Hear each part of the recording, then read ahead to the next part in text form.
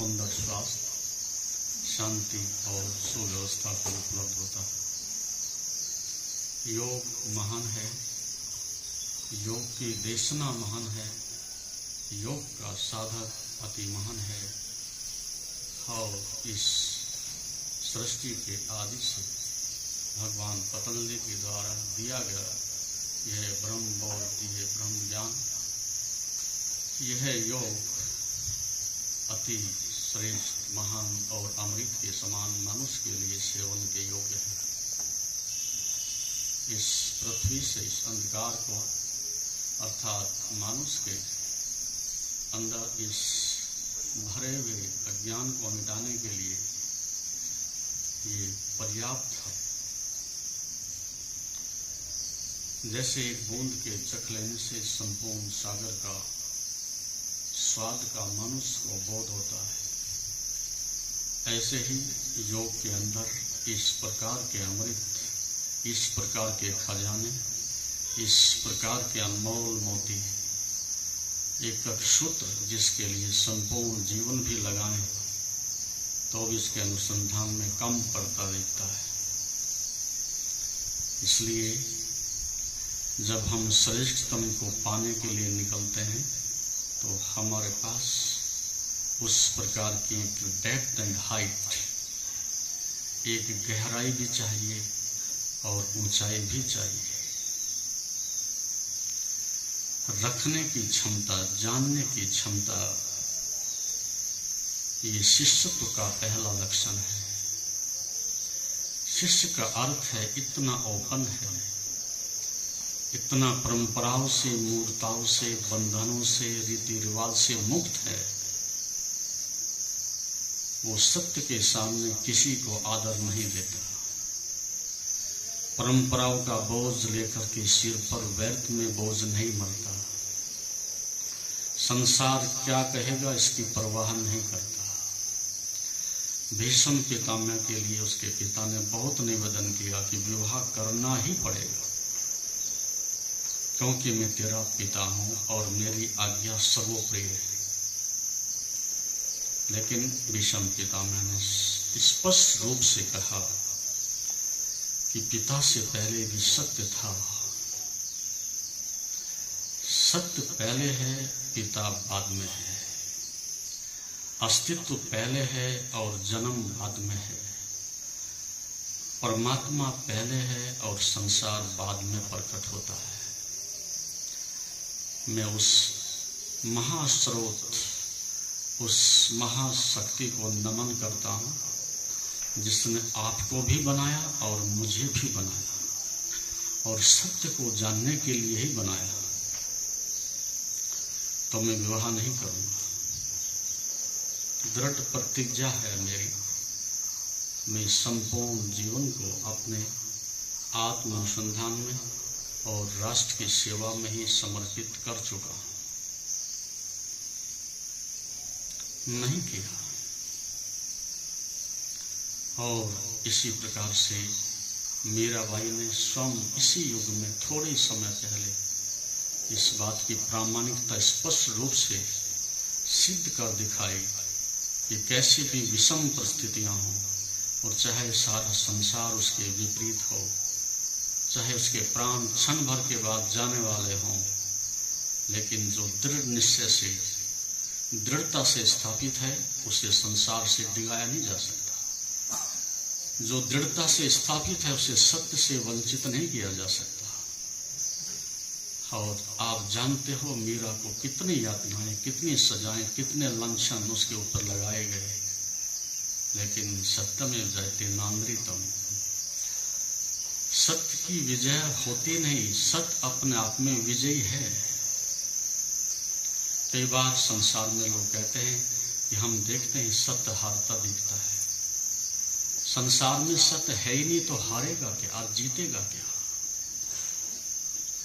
लेकिन जो वस्तुतः मूलतः सत्य है, बस वो सत्य ही है और सत्य होने के कारण वो विजयी है। और जिसने सत्य का आनंद ले लिया, जिसने सत्य का रसपान कर लिया, उसकी गर्दन कट भी जाए तो क्या अंतर पड़ता है? उसे सांसारिक आदमी दो झूठे आरोप लगा करके जेल भेज भी दें तो क्या अंतर पड़ता है? उसके केंद्र में, उसके सत्य में एक रत्ती मात्र भी कोई परिवर्तन नहीं होता और कोई पराजित नहीं होता। आत्मबोध का अर्थ यही है कि जो करके कोई कभी नहीं पश्चाताप करता। ये उसकी कसौटी है। आप तो कदम कदम पर पराश्चित करते हो, लेकिन सत्य का अर्थ, बोध का एक ही अर्थ है कि वो कुछ भी करे लेकिन पराश्चित नहीं करता। इसका अर्थ है उसका बोध पूर्ण है, उसका अर्थ है अपने करने में वो पूर्ण है, इसका अर्थ है उसको अपने पर कोई संशय नहीं है। तो संसार क्या कहता है, इसकी परवाह नहीं होती। एक छोटा सा उदाहरण, एक छोटी सी घटना। जापान में एक युवक गांव के बाहर झोपड़े पर रहता है, लंबे समय से तपस्या में रत है, दूर तक ख्याति है, और ऐसा वर्षों तक होता रहा। लेकिन एक दिन एक घटना ने विचित्र मोड़ लिया और एक ऐसी विषम परिस्थिति पैदा हो गई समाज की तरफ से कि जिसके लिए उस युवक को अब क्या करना है क्या नहीं करना है उसका उत्तर देना था। ऐसा हुआ कि उस गांव में एक युवती जो कि कुंवारी थी और गर्भवती हो गई, एक शिशु को उसने जन्म दिया है। उस युवती ने अपना और अपने प्रेमी का बचाव करने के लिए एक झूठा वक्तव्य दिया। अपने पिता से कहा कि ये जो साधु सन्यासी युवक गांव से बाहर झोपड़े में रहता है, ये उसकी संतान है। फिर क्या था, ये तूफान की तरह से तत्क्षण ये बात पूरे गांव में, समाज में आसपास फैल गई। गांव इकट्ठा हुआ, गाली गलौज की। उस छोटे बच्चे को, नवजात शिशु को जो एक ही दिन का था, उस युवक के हाथ में थमा दिया कि ये कलंक अपने पास रख, और झोपड़े में तोड़ फोड़ कर दी, सामान दाएं बाएं बिखेर दिया। सारा गांव गाली गलौज करके वापिस जब लौट रहा था और उसके हाथ में उस बच्चे को थमाया जा रहा था और उसको कहा जा रहा था कि आपका बच्चा है, उसने केवल एक ही वक्तव्य दिया, एक ही बात बोली केवल कि इज इट सो, क्या ऐसी बात है? इतना ही बोले बस, इज इट सो, क्या ऐसी बात है? तो बच्चे को मैं रख लेता हूं। लेकिन ये बात आपको शायद अपने हृदय में प्रवेश करके दिखाई नहीं पड़ेगी। व्यक्ति झूठ हो तो तर्क का सहारा लेता है, व्यक्ति झूठ हो तो सिद्ध करने की कोशिश करता है, व्यक्ति कमजोर हो तो अपना पक्ष मजबूत रखता है। लेकिन जिस व्यक्ति के पास तथ्य है, वास्तविकता है, वो कोई दावेदारी नहीं करता। कमजोर आदमी दावेदारी करता है, प्रमाण जुटाता है। कुछ नहीं बोले, चुपचाप खड़े रहे। गांव गाली गलौज करके वापिस चला गया। फिर उस बच्चे को जब रो रहा था, भूख उसको कष्ट दे रही थी, दया द्रवित हुआ हृदय और उसको गांव में लेकर के गए। जिस भी द्वार से भिक्षा मांगे सब द्वार बंद हो चुके थे। जो कल तक ख्याति लब्ध था, जिसके लिए संपूर्ण गांव उसके इशारे पर सब कुछ कर सकता था, लेकिन एक बात ने सारी हवा बदल दी और सबकी श्रद्धा अश्रद्धा में बदल गई। आगे बढ़ता रहा, उसे पता भी नहीं था कि ये द्वार किसका है। अनायास उस द्वार पर जाकर दस्तक दी। जिस युवती का वो बच्चा था, उसका पिता घर से बाहर आया, देखा, उसकी आंखों में आक्रोश था, प्रतिक्रिया थी। और उसने कहा तुम यहां भी आ गए? उसने कहा अपने लिए नहीं आया, मेरा दोष है, माना कि आपने जो कहा वो मेरा दोष है, लेकिन इस बच्चे का क्या दोष है? इसको भूख लगी है, इतनी तो दया करो, या तो वह युवती इसको दूध पिलावे या इसके लिए दूध दे दिया जाए ताकि मैं इसकी भूख तो मिटाऊं। इस प्रकार की सरल और सीधी बातें सुनकर के वो युवती पैरों में गिर पड़ी और अपने पिता से कहा कि व्यर्थ में मैंने अपने प्रेमी को बचाने के लिए झूठ बोला। इनके तो मैंने दर्शन ही आज किए, कभी मैं चौपड़े पर गई नहीं, कभी मिली नहीं। मैंने सोचा था बात टल जाएगी, मैंने सोचा था बात आसानी से लोग 10-20 गाली दे करके वापिस आ जाएंगे। ये नहीं पता था कि बात इतनी चरम सीमा तक पहुंचेगी कि इनके संतत्व को, इनके व्यक्तित्व को, इनके जीवन को इतना प्रभावित करेगी, ये मैंने बहुत सोचा भी नहीं था। पिता से कहा मैंने नाहक झूठ बोला, ये संतान इनकी है ही नहीं। फिर वो पिता पैरों में गिड़गिड़ाया, क्षमा मांगी। बच्चे को वापस लेते समय कहा क्षमा करिएगा, हमने आपको बहुत कष्ट दे डाला है, आप निर्दोष हो। फिर उस युवक साधु ने कहा इज इट सो?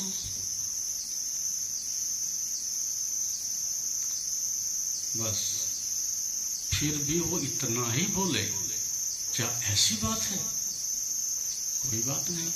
फिर वो वापस लौट गए। फिर गांव आया, क्षमा मांगी, फिर से व्यवस्था जमाने लगे और उनसे कहा, निकटवर्ती शिष्यों ने, भक्तों ने, आपने दावेदारी क्यों नहीं की? अपने बात क्यों नहीं रखी? आपने सत्य बात क्यों नहीं बताई? उसने कहा कोई आवश्यकता नहीं, केवल मुझे सत्य का पता है और मैं अपने सत्य से संतुष्ट हूं। दूसरे मुझे आके कहें चोर, तो उनके कहने से मैं चोर नहीं हो जाता, और वो मुझे आकर के कहें साधु, उनके कहने से मैं साधु बन नहीं गया हूं। अंदर तो मैं जानूंगा ही कि मैं साधु हूं, तो लोग क्या कहते हैं इसका मेरे से कोई संबंध नहीं, मेरा अपने से संबंध है। इसलिए मेरी आत्मा एकंप है। कुछ भी कहें, मुझे कोई इस बात के प्रति दावेदारी पेश करने की आवश्यकता ही नहीं। तो जब मनुष्य के अंदर सत्य एक आध्यात्मिक शक्ति से, अनुभव से प्रकट होता है, तो उसके शरीर को नोच डालो, काट डालो, समाप्त कर डालो, जला दो, उसे कुछ अंतर नहीं पड़ता। ना उसको पड़ता है, ना उसके सत्य को पड़ता है, और वो खुशी खुशी सब कुछ सामने देखते हुए अर्पित कर देता है। सत्य अपने आप में पर्याप्त है, और आपके जीवन में ऐसा कोई कर्म नहीं और आप में ऐसा कोई व्यक्ति नहीं जो दूसरे पर निर्भर ना हो। आप सभी दिशाओं में, सभी आयाम में एक दूसरे पर सदा निर्भर हो। पति पत्नी पर है, पत्नी पति पर है, बाप बेटे पर है, बेटा बाप पर है, राजा प्रजा पर है, प्रजा राजा पर है। एक दूसरे पर सबकी निर्भरता है, लेकिन सत्य अकेला ऐसा है जो किसी पर निर्भर नहीं है। तो इसीलिए मनुष्य इस संसार में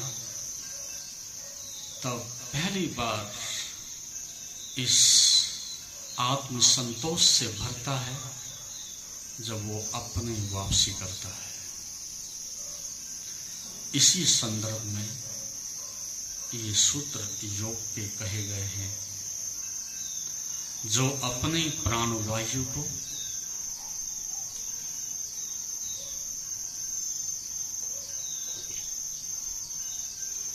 नमनीयता की शिखर तक पहुंचा देता है।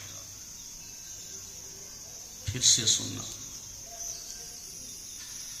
जो अपनी प्राण वायु को, जो अपनी प्राण ऊर्जा को नमनीयता के शिखर तक पहुंचा देता है, वह शिशुवत सरल हो जाता है।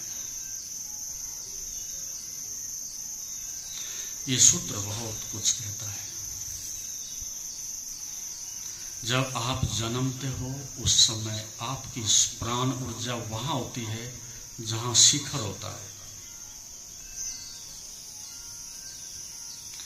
इसलिए शिशु एक अर्थ में बुद्धत्व को उपलब्ध व्यक्ति की तरह से सरल है, मौन है, शांत है, समत्व को उपलब्ध है, कोई भेदभाव नहीं। बस इतना ही है कि संत को पता है कि संतत्व क्या है, और बच्चे को नहीं पता कि संतत्व या सत्य क्या है। अवस्था दोनों की एक ही है। एक जानकर के साधु है और एक अनजाने में साधु है। और ये भी एक सुंदर श्रेष्ठ ऋषियों की महिमा है, जिसको उन्होंने कहा है कि संत और असंत में कोई भेद नहीं होता। जो कल असंत है, असंत था, वो आज का संत है। जो कल कीचड़ में था, आज वो खिला हुआ कमल है। जो कल बंधन में और दुख में था, वो आज आनंद की यात्रा पर है।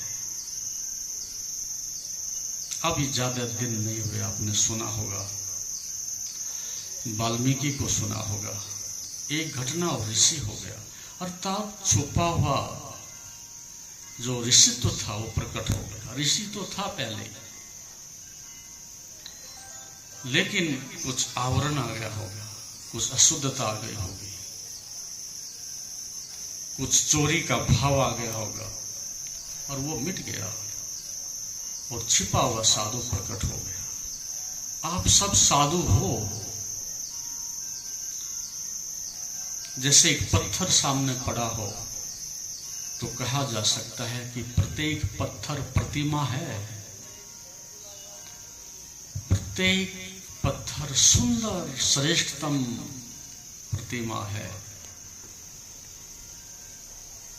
और कलाकार जब तराशता है तो आपके सामने उसमें से बजरंग बली, कहीं शिव, कहीं राम, कहीं कृष्ण, सब प्रकट हो जाते हैं। आप भी अनगढ़ पत्थर की तरह से हो, बस हो सब राम, हो सब कृष्ण, लेकिन अनगढ़ पत्थर की तरह से हो। और गुरु केवल एक ही काम करता है, तराशता है। सत्य नहीं देता, मोक्ष नहीं देता, समाधि नहीं देता, गुरु केवल तराशता है। जो अनावश्यक है, अतीत को छीन लेता है और भविष्य को मिटा देता है। फिर जो शेष बचता है वो आनंद कहो, जीवन कहो, मोक्ष कहो, ईश्वर कहो, जो वर्तमान में बचता है वही सत्य है। अतीत और भविष्य मनुष्य की झूठ और इच्छाओं का विस्तार है। वर्तमान शाश्वत है, वो पहले भी था, अभी भी है, आगे भी होगा।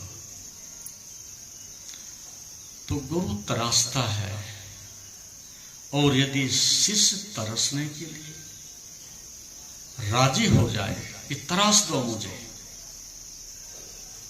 काट डालो मुझे, गर्दन आपके चरणों में रख दी है, काट डालो मुझे, तब शिष्यत्व का जन्म होता है। अब शिष्य के अंदर एक विशिष्ट शक्ति, एक विशिष्ट अवस्था पैदा होती है।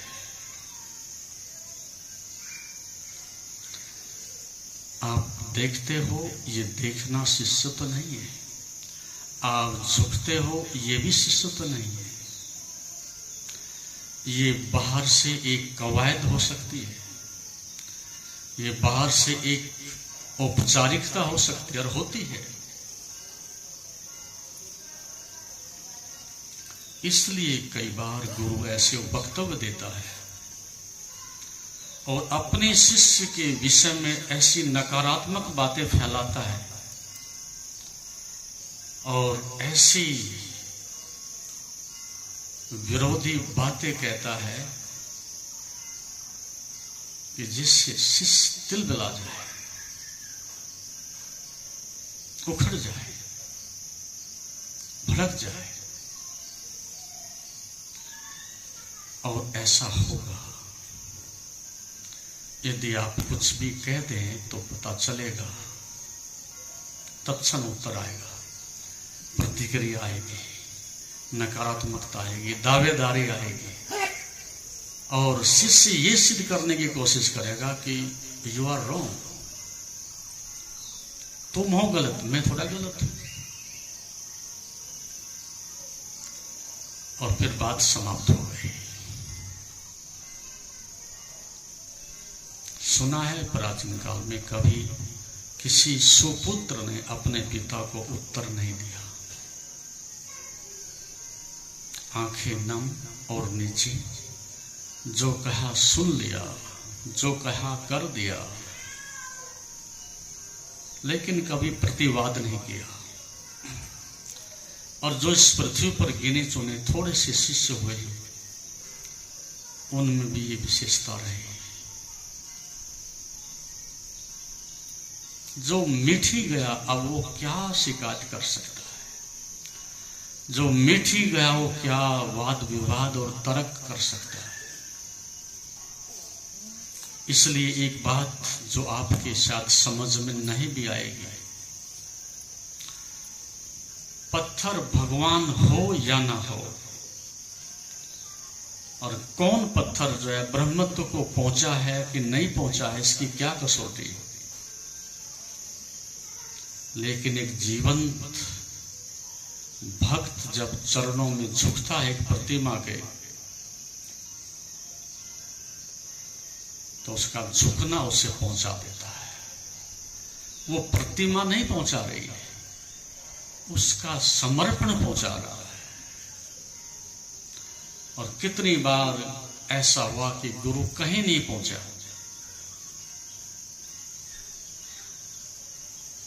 लेकिन झुकने वाला शिष्य पहुंच गया। इसका स्पष्ट सा अर्थ यह है, जो झुकने की कला जानता है उसके लिए गुरु कहीं भी प्रकट हो सकता है, उसके लिए गुरु किसी भी रूप में प्रकट हो सकता है। केवल एक झुकने की, मिटने की, समर्पण की, श्रद्धा की कला और पूरा जितना भी प्रशिक्षण है, जितनी भी देशना है गुरु के, शिष्य मिट जाए, उसी का वो आयोजन करता है। इसलिए गुरु शिष्य को शास्त्रों से नहीं भरता, विचारों से नहीं भरता, उसकी मान्यताओं को नहीं मानता। जो उसे पता है और जो श्रेष्ठ है उसके साथ वही व्यवहार करता है।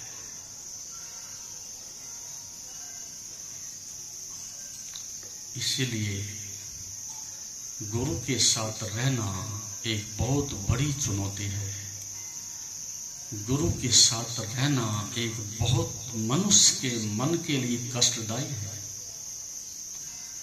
क्योंकि मनुष्य का एक स्वभाव है, अपने अहंकार के कारण सदैव अपने से निकृष्ट को चुनता है। जिसको दबा सके, धमका सके, सेवा करवा सके, दबा सके, उसका चुनाव करता है। और ये बात समाज में सार्वभौमिक रूप से देखी जाती है, क्योंकि श्रेष्ठ को चुनोगे तो झुकना पड़ेगा, श्रेष्ठ को चुनोगे तो बदलना पड़ेगा, श्रेष्ठ को चुनोगे तो सीखना पड़ेगा। और मनुष्य के स्वभाव में ऐसा है नहीं। तो शिष्य बनना इस पृथ्वी पर सबसे कठिनतम काम है। सब आसान है, लेकिन शिष्य बनना बहुत कठिन बात है।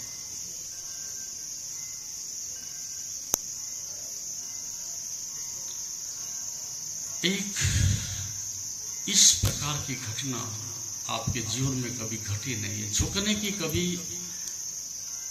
स्वभाव में बात ही नहीं है। केवल एक ही प्रकार के आदमी दिखाई पड़ते हैं कि झुका दो। झुकने वाला व्यक्ति तो कभी मीरा के रूप में, कभी शंकराचार्य के रूप में, कभी बुद्ध के रूप में, कभी कबीर के रूप में। जानते हो कि कबीर का गुरु जो रामानंद था, ना तो कोई ब्रह्मवेता था और ना कोई ज्यादा प्रसिद्ध व्यक्ति था, लेकिन दो शिष्य होने के कारण रामानंद भी, जैसा कि इतिहास में स्वर्ण अक्षरों में आज भी उसको याद किया जाता है। तो दो तरह के आदमी हैं। एक जो झुकने की कला जानते हैं, वो पहुंच जाएंगे, आज नहीं कल उन्हें रोका नहीं जा सकता। और दूसरे दूसरों को झुका देंगे, ऐसे व्यक्ति कभी शांत नहीं रह सकेंगे।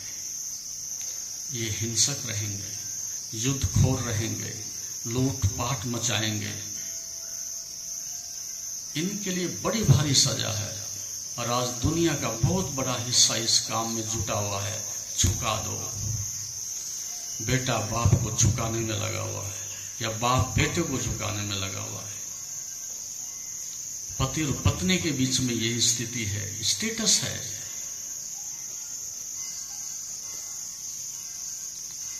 लेकिन आध्यात्मिक दृष्टिकोण से इन चीजों का कोई अर्थ नहीं। आप यदि अध्यात्म के शिखर को, जीवन के आंतरिक सत्य को जानना चाहते हैं, तो एक बात सदैव याद रखना, एक सूत्र भी आपके जीवन को मंजिल तक पहुंचा देगा। झुकने की कला सीख लेना। जहां भी प्रतिवाद आए, जहां भी संघर्ष आए, जहां भी महत्वाकांक्षा आए, जहां भी दो में चुनाव करना हो, तो झुकने का चुनाव करना। एक अर्थ में तो आप छोटे हो गए, लेकिन आध्यात्मिक और आंतरिक जीवन की दृष्टि से झुकने वाला बहुत विकासशील हो जाता है, बहुत महान हो जाता है। उसकी कोई सीमा नहीं। जितनी बार झुकता है, उतनी बार वो शिखर की ओर उठता चला जाता है।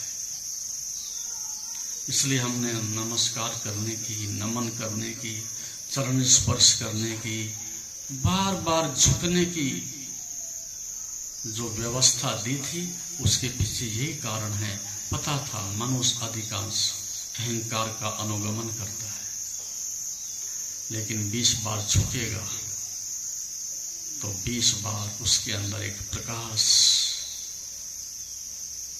एक विनम्रता, एक विनयशीलता का जन्म होगा। तो झुकना शरीर से नहीं था, अत्यंत आत्मीयतापूर्ण ढंग से। तो आप कुछ भी ना सीख के जाओ, यहां से कुछ भी याद ना रहे, केवल एक झुकने की कला आप सीख लो। किसी को झुकाऊंगा नहीं।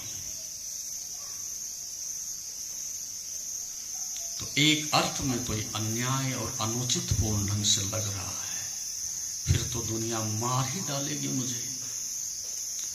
वैसे ही लोग नहीं जीने देते, फिर तो कहेंगे भीरू, कायर, डरपोक, कमजोर कहेंगे। लेकिन आप जो सिद्ध करने जा रहे हो, आज तो जीतता दिखाई पड़ता है। आपके हाथ में शक्ति है, पैसा है, पद है, सब जीतता दिखाई पड़ता है। लेकिन ये मैं कहूंगा कि जो सिकंदर ने कहा कि देख लो मैं खाली हाथ जा रहा हूं। शक्ति बहुत थी, लेकिन अंत में शक्ति चूक जाएगी। शक्ति बहुत हो तो अहंकार को ही बहुत करती है, आत्मा को बहुत नहीं होने देती। तो जितने आप बाहर से शक्ति अर्जित करते हो उतने ही आत्मा की दृष्टि से बौने ठिकने हो जाते हो। फिर आपको अपनी आत्मा पर भरोसा नहीं, अब इस पद और धन पर भरोसा है। इस कारण से मनुष्य अब इस युग में जितना नास्तिक है, अशांत, बीमार और दुखी है, उतना कभी भी नहीं था, केवल शक्ति के कारण। शक्ति अहंकार से भरती है, पजेस करती है, इसलिए सारा संसार युद्ध के कगार पर खड़ा है। शक्ति हिंसा है, शक्ति टकराव है,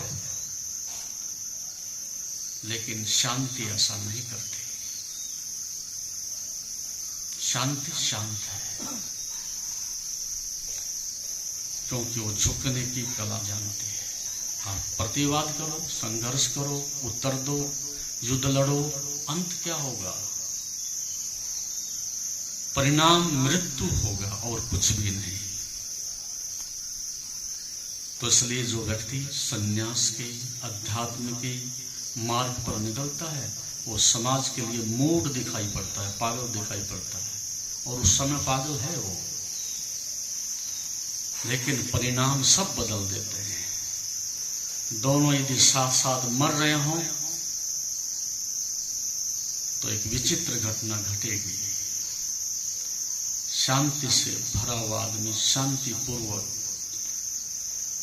तृप्त होकर के चुपचाप चला जाएगा, और शक्ति और पद और अहंकार से भरा हुआ आदमी हाहाकार मचाएगा, अत्यंत दुख और पीड़ा से भर जाएगा। तो इसलिए एक सूत्र याद रहे, झुकाऊंगा नहीं किसी को,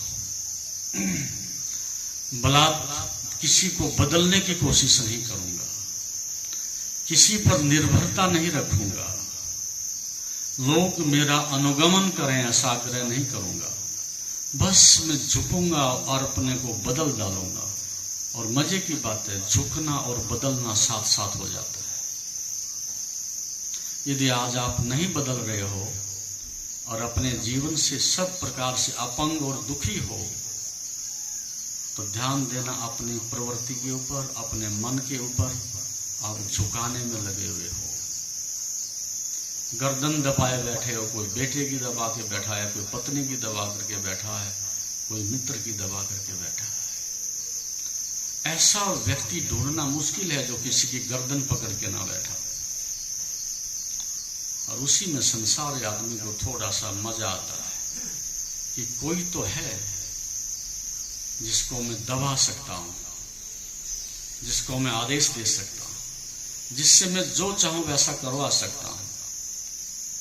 सब मेरे आदेश का पालन करते हैं, लेकिन ये हिंसा है। तो इसलिए जो अपनी प्राण ऊर्जा को नमनीयता के शिखर तक ले जाता है, वह शिशुवत सरल हो जाता है। क्या है ये प्राण ऊर्जा? जब आप जन्म लेते हो उस समय सबसे पहले आपका जो केंद्र बिंदु है वो नाभि है। जो पहला अनुभव है आपका संसार में वो श्वास का अनुभव है।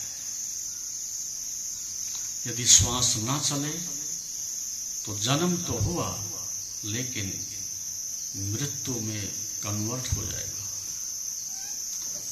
श्वास रूपी धागा जीवन को जोड़ता है और आगे उस ब्रिज को बनाता है जिससे आप यात्रा पर निकलते हो।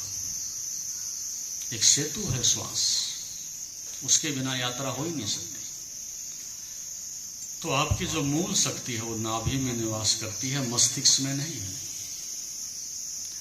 नाभि प्रथम है, हृदय भी द्वितीय है, नंबर 2 पर है, और विचार और खोपड़ी और मस्तिष्क तीसरे नंबर पर है, जिसको कि आज हमने इस दुनिया में पहले नंबर पर रखा है।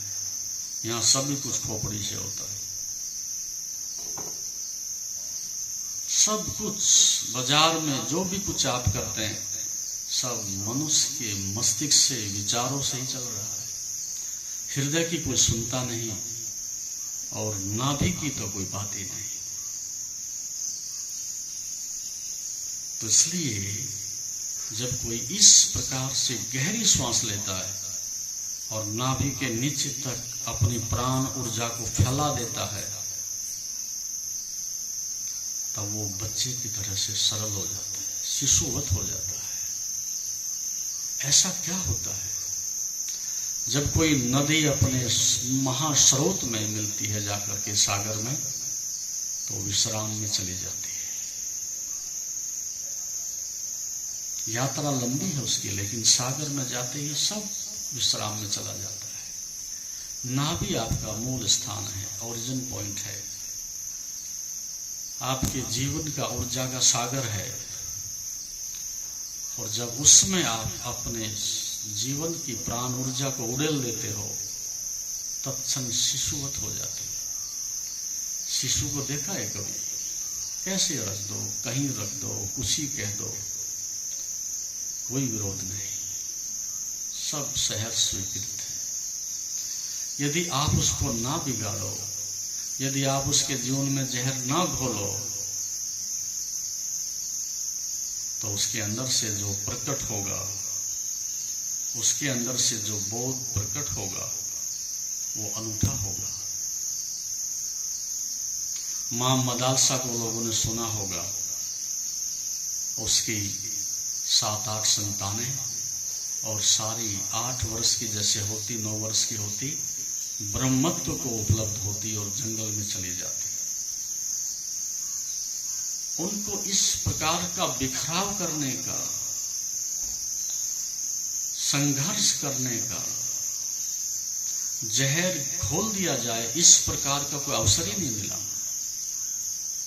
सुंदर, श्रेष्ठ उनका जीवन, उनका भोजन, उनका देखना, उनका सुनना, सब सुव्यवस्थित,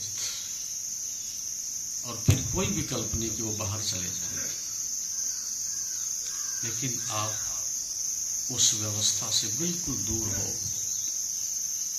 और इस युग में संभव भी नहीं लगता है। असंभव तो नहीं है, संभव भी नहीं लगता। तो आप प्रतिभा लेकर के पैदा होते हो, लेकिन उसको ग्रहण करने की क्षमता खो देते हो। तो शिष्य का अर्थ है जो क्षमता को अर्जित कर रहा है। शिष्य का अर्थ है जो झुकने की कला सीख रहा है। शिष्य का अर्थ है दूसरों को पजस करने की, झुकाने की कोशिश नहीं कर रहा है। शिष्य का अर्थ है नो बड़ी, मैं कुछ भी नहीं हूं। ये बड़ा क्रांतिकारी वचन है, नो बड़ी, कुछ भी नहीं हूं। हम तो साधारण से आदमी को भी कंधे पर हाथ रख दें, कहें कि आप क्या हो, वो भी बता देगा।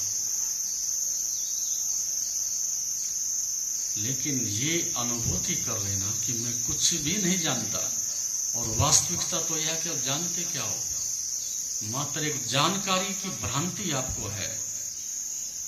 यदि इसको आज हटा दो, जो आपने पढ़ा है, सुना है, इकट्ठा किया है, अखबार की कतरन अपनी खोपड़ी में डाली है, ये सब यदि आप छोड़ने को राजी हो जाओ, तो बचेगा क्या? जैसे प्याज की सल्क उतारते जाओ, अंत में शून्य हाथ में आता है। यदि संसार ने जो आज आपको दिया है, तथाकथित सभ्यता, संस्कृति, शिक्षा, उस सब को आप वोमिट कर दो, अब आप खड़े रह जाओगे। आपको ये भी नहीं पता होगा कि मेरा नाम क्या है, क्योंकि वो भी तो दूसरों ने दिया। आपका अपना कुछ भी तो नहीं है। जिस दिन आप ऐसे हो जाते हो, तब आप सरल हो जाते हो, तब एक आनंद की धुन बजने लगती है, तब जीवन का संगीत सुनाई पड़ता है, तब शिष्यत्व एक शिखर पर पहुंचकर के गुरु हो जाता है। प्रत्येक शिष्य बीज की भांति है, और वही बीज जब उसमें फल लगते हैं, तो गुरु की गरिमा के रूप में प्रकट होता है। शिष्य छिपा हुआ गुरु ही है, लेकिन हम बिना गुरु हुए ही हम सब गुरु हैं। ये सबसे बड़ी समस्या है। यहाँ हर कोई गुरु है बिना गुरु हुए, और हम जगत गुरु बन गए। ये मूर्खता, ये पागलपन मनुष्य को कभी सीखने नहीं देगी, कभी झुकने नहीं देगी, कभी बदलने नहीं देगी। एक युवक किसी सन्यासी के पास सुबह सुबह गया है। वो कहता है मेरा मन करता है मैं शिष्य बन जाऊं, दीक्षित हो जाऊं, तो मुझे क्या करना पड़ेगा? वो गुरु कहता है कि देखो सामने बगीचा है, वहां गुड़ाई करनी है। देखो जंगल है, कभी कभी लकड़ी लानी पड़ेगी। देखो सामने रसोई है, कभी कभी भोजन बनाना पड़ेगा। इधर देखो गौशाला है, वहां सेवा करनी पड़ेगी। और ये काम वो काम, बहुत सारे काम है यहाँ। उसने कहा ये तो बड़ा मुसीबत वाला काम, ये तो मैं नहीं कर सकता। और बोले दूसरी बात, गुरु बनने के लिए क्या करना पड़ेगा? बोले कुछ नहीं, बस जहां मैं बैठा हूं यहां बैठ जाओ। बोले ये आसान है, ये ठीक है। लगभग हम ऐसी ही संभावनाओं को तलाशते हैं। और आप बन भी जाओगे और लोग झुक भी जाएंगे, लेकिन आप बदल नहीं जाओगे। गुरु तो दूर, आप शिष्य भी ना रहोगे। एक राजनीतिक आदमी की तरह से लोगों का शोषण करोगे। बहुत लोग हैं जो आकर के बैठ गए हैं, लेकिन उनका जीवन एक पॉलिटिशियन, खतरनाक पॉलिटिशियन की तरह से है। इस प्रकार से जीवन की ऊर्जा बिखर गई है। तो आपने इस ऊर्जा को पुनः अपने केंद्र से जोड़ना है, पुनः अपने घर वापसी करनी है, पुनः शिशुवत होना है, पुनः नौ बड़े झुकने की, सीखने की कला विकसित करनी है। तब आप एक आध्यात्मिक जीवन के इस रहस्य को जान सकोगे, अन्यथा नहीं जान सकोगे। अब आपका मन बिल्कुल राजी नहीं होगा। क्यों झुके? हमारे जैसा आदमी है, क्यों झुके? मैट्रिक पास है, क्यों झुके? कौन से परिवार से, गांव से आया हुआ गंवार। बड़े तर्क हैं देने के लिए, लेकिन आध्यात्मिक जीवन तो एक बेबूझ है, कोई तर्क नहीं। तब आप इस दिशा में बढ़ सकते हो। तो मस्तिष्क से नहीं, हृदय से प्रवेश किया जाता है। श्रद्धा से नहीं, समर्पण से प्रवेश किया जाता है। और आप अनुभव करोगे तो श्रद्धा आएगी, आप बदलोगे तो श्रद्धा आएगी। और श्रद्धा का शिखर ही समर्पण में परिवर्तित हो जाता है। अब आप प्रयास करें कि आप सरल हो जाएं, इस जटिलता को उतार फेंको। आप निरअहंकारी हो जाएं, इस अहंकार रूपी पिशाच से अपना पिन छुड़ाएं। मैं बड़ा हूं, इस मूढ़ता को दूर करें। बड़ा छोटा यहां कुछ नहीं होता, बस मैं एक साधारण मनुष्य हूं। क्या बड़ा छोटा? लेकिन हम ऐसा करने को राजी ही नहीं हो सकते। लेकिन सत्य को पाने का मार्ग ऐसा है, जीवन के रहस्य को जानने का रास्ता यही है, और कोई मार्ग भी नहीं। ऐसा कर सकते हैं तो आप उत्सव मनाओगे, आनंदित रहोगे, तृप्त रहोगे। अन्यथा ये जो घमासान चल रहा है, इसका अंत मृत्यु में होगा, दुखद मृत्यु में होगा। अब आपको साधना के द्वारा इस शिष्यत्व को ग्रहण करने के लिए, अपनी प्राण ऊर्जा को नमनीयता के शिखर तक पहुंचाने के लिए कुछ योग के साधन, कुछ क्रियाएं, उनका प्रयोग करें। अपनी